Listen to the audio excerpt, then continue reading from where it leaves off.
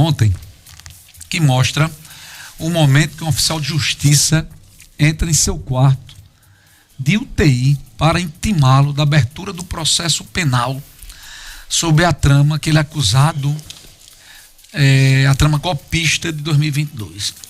O vídeo postado por Bolsonaro tem quase 12 minutos. Bruno Araújo está aí no nosso YouTube, tá? É um oficial de justiça constrangida, é um ex-presidente da República na UTI constrangido.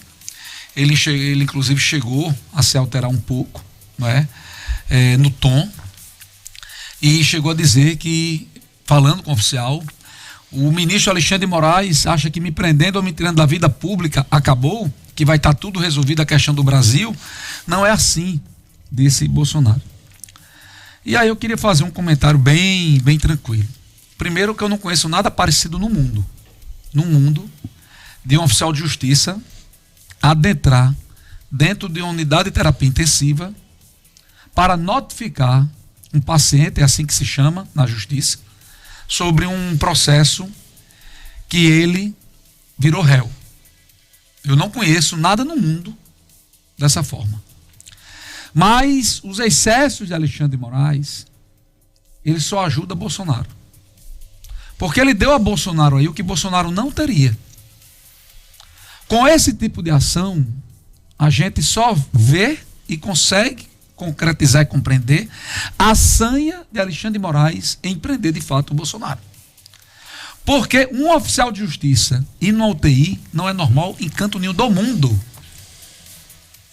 Então Alexandre de Moraes levou para Bolsonaro mais um troféu político para ele explorar. De dizer que é perseguido até dentro de uma UTI. Politicamente ganha Bolsonaro. Politicamente perde Alexandre de Moraes. Alexandre de Moraes não está preocupado com isso. Já deu muitas demonstrações. Agora, Bolsonaro, ele não pode se vitimizar, Suzy e Bruno Araújo. Porque no dia anterior ele fez uma live de noite da UTI. E no dia anterior ele deu uma entrevista ao vivo para o SBT, Suzy. Dentro da UTI. Então, Bolsonaro, de forma inteligente, está fazendo proveito político do fato. Mas ele não pode dizer que é vítima. Apesar de eu reafirmar que nunca vi um oficial de justiça entrar dentro da UTI. A gente tem um Código de Processo Civil com o artigo 244, onde está bem dito, e era só o ministro ler. Independentemente das outras ações, a gente tem um código que deve estar acima de qualquer outra coisa. E lá no no artigo 244, fala que não se fará a citação, salvo para evitar o perecimento, a perda de direito, né, de doente enquanto grave o seu estado em hospital. E acho que isso responde. Independentemente se ele fez live, independentemente se ele deu entrevista, ele está numa UTI. Se um paciente está na UTI, tirando esse texto aí falido, essa narrativa, esse fake news de que até na UTI seria mentira, que aquela cirurgia, aquela cicatriz, todas essas outras coisas falam, mas um paciente na UTI, ele está lá por estado grave. É assim que se entende. Só esse artigo, lido pelo ministro Supremo, né? Eu acho que ele é o suprassumo do universo, já evitaria essa situação, que também poderia ser evitada e tratada de uma forma, né, não tão expositiva do presidente da República, não tão dramática, mas completamente dentro do direito dele de não ser intimado lá. A vida é feita de escolhas. De fato, o código que defende o que Suzy já apontou. A gravidade, ela também, de certa maneira, ela é atestada pelo fato de ele permanecer em UTI. Mas também é demonstrada pelas ações do indivíduo. A UTI talvez seja para monitoramento do estado real de saúde dele. Está ali por precaução, talvez. Mas a gente está falando aqui de, no dia anterior, o indivíduo, ele fez uma live para promoção de um capacete de grafeno, que tem o nome dele. O capacete do Bolsonaro.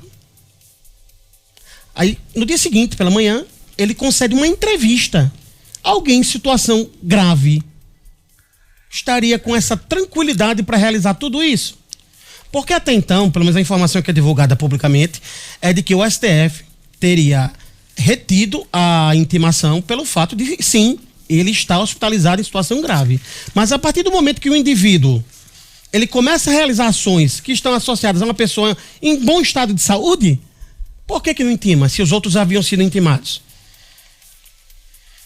É terrível a cena. Você vê uma pessoa acamada recebendo uma intimação da justiça.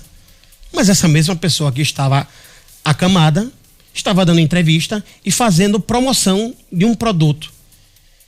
Então, cá para nós, a gente precisa ter bom senso. Bolsonaro, se ele não tivesse tido essas duas atitudes no dia anterior e na manhã de ter sido intimado, ele provavelmente não teria sido intimado. Por isso que eu digo, cada decisão tem uma consequência. Ele escolheu isso, talvez até ciente do que aconteceria. E aí foi para o embate político. Mas me preocupa muito quando a gente discute temas tão importantes como se fazer valer a justiça e o indivíduo fica zombando da justiça brasileira. Porque é o que está acontecendo. Vou repetir, politicamente foi bom para Bolsonaro. Foi bom. E essa oficial de justiça, ela poderia estar nesse mesmo hospital no dia que ele recebesse alta. Lá na porta esperando ele para ele assinar. E isso teria acontecido. Bolsonaro em nenhum momento desse processo fugiu da justiça. Em nenhum. Todas as vezes que a justiça precisou alcançá-lo, alcançou. O problema é que nós temos um ministro que gosta de troféu. E ontem foi mais um troféu para ele. Foi uma espetacularização isso. Não tem, pelo menos eu pesquisei no Google, e não achei nada parecido um oficial de justiça entrar dentro de uma UTI para notificar um paciente. Eu também não tenho notícia de um ex-presidente fazendo live estando no UTI. Ele podia colocar nos autos do processo que Bolsonaro desrespeita tanto a justiça, que fez isso ou fez aquilo. Mas Alexandre de Moraes, ele gosta de mostrar que quem manda é ele, que quem pode é ele, que o cara é ele. E ai de você, e ai de mim aqui que estou falando, se não for penalizado por isso.